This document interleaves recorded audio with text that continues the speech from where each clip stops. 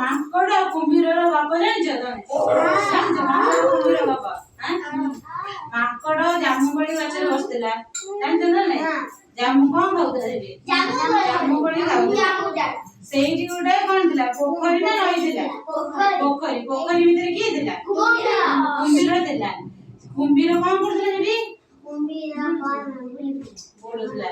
ଏଠୁ ମାଙ୍କଡ ଜାମୁକୋଳି ଖାଉଥିଲା। ଯେତେବେଳେ ଜାମୁକୋଳି ଖାଇଛି ମାଙ୍କଡ କୁମ୍ଭୀର ଯେତେବେଳେ ସେଇଠି ଥିଲା ସେତେବେଳେ କହିଛି ମାଙ୍କଡ ଭାଇ ଆଉ ମତେ ଗୋଟେ ଜାମୁକୋଳି ଦିଅ। ସେତେବେଳେ କଣ କରୁଛି ସେଠୁ ମାଙ୍କଡ ଗୋଟେ ଜାମୁକୋଳି ପେନ୍ଧାଇ ପକେଇଛି। ସେଠୁ କୁମ୍ଭୀର ଖାଇଛି। ତାକୁ ଭାରି ମିଠା ଲାଗିଲା। ସେଠୁ କହିଲା ମାଙ୍କଡ ଭାଇ ଆଉ ପେନ୍ଧାଇ ଜାମୁକୋଳି ଦିଅ। ସେଠୁ ମାଙ୍କଡ କଣ କଲା ଆଉ ପେନ୍ଧାଇ ପକେଇଲା।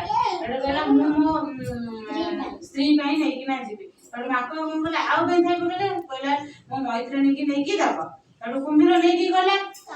ସେଠୁ କଣ କଲା ସେଠୁ ତା ସ୍ତ୍ରୀ କି ଜାମୁକୋଳି ଦେଲା। ତାକୁ ଭାରି ମିଠା ଲାଗିଲା। ସେଠୁ ସେ କହିଲା ଏଇ ତ ବହୁତ ମିଠା ଲାଗୁଛି ଜାମୁକୋଳି। ତାପରେ ସେଠୁ ଆଉ ସିଏ ସେଠୁ କହିଲା ଯେ ମତେ ମାଙ୍କଡ ମୋର ସାଙ୍ଗ ହେଇଛି ମତେ ସେଠୁ ଜାମୁକୋଳି ଦେଇଛି ତା ମୈତ୍ରିଣୀ ଖାଇବା ପାଇଁ। ସେଠୁ ଯେତେବେଳେ ଖାଇଛି କୁମ୍ଭୀରର ସ୍ତ୍ରୀ କହିଛି ଯେ ବହୁତ ମିଠା ଲାଗୁଛି। ତା କଞ୍ଚା ତ କେତେ ମିଠା ଲାଗୁଥିବ କାରଣ ସବୁବେଳେ ସେ ମିଠା ଜାମୁକୋଳି ଖାଉଛି। ସେଠୁ ସେ କଣ କରୁଛି ନା ତାକୁ ଚାଲାକ କରିକି ନବାକୁ ଆସିଛି ମାଙ୍କଡକୁ ତା ସ୍ତ୍ରୀ ବୁଦ୍ଧିରେ ପଡିକି। ସେଠୁ ଯେତେବେଳେ ଆସିଛି ମାଙ୍କଡକୁ ପାଇନି ମାଙ୍କଡ ନାହିଁ ଆଉ ଡାଳରେ। କୁମ୍ଭୀର ପୁରା ବିଚଳିତ ହେଇଯାଇଛି। କିଛି ସମୟ ଅପେକ୍ଷା କରିଛି। ଅପେକ୍ଷା କଲା ପରେ ମାଙ୍କଡ ସେଠୁ ଆସିଛି।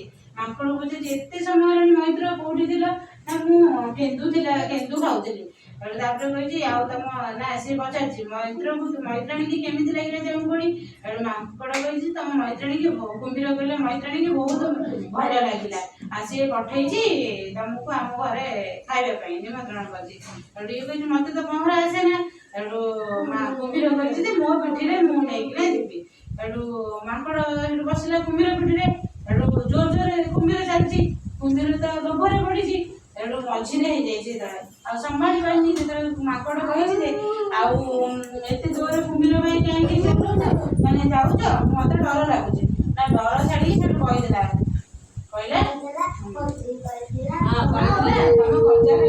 ସେଠୁ ମାଙ୍କଡ ବୁଦ୍ଧି ପାଞ୍ଚିଲା। କହିଲା ଆରେ ମୋ ଗଜ ଗଛ କୋରଡ଼ରେ ରଖିଦେଇକି ଆସିଛି। ଆଉ ମତେ ନେଇକି ଚାଲିଲେ ମୁଁ ଗଜାଟା ଆଣିବି ତାପରେ ଖାଇବ। ତେଣୁ କୁମ୍ଭୀର ତ ଲୋଭରେ ପଡିଛି। ସିଏ କଣ କରିବ? ସିଏ ପୁଣି ଆଉ ବୁଦ୍ଧି ବଙ୍କାଇ ତାର ଆସିକିନା ନେଇକିନା ଯାଇଛି। ନା ଯେତେବେଳେ ନେଇଛି କୁଳକୁ ଡିଆଁ ମାରିଛି ମାଙ୍କଡ। ତାପରେ ସେଇଠୁ କହିଛି କଣ କହିଛି ବସିକି ମାଙ୍କଡ ପଳେଇଲା। ଏ ଗପରୁ କଣ ଶିଖିଲ? ଲୋଭ କଲେ ନିଜର କ୍ଷତି ହବ।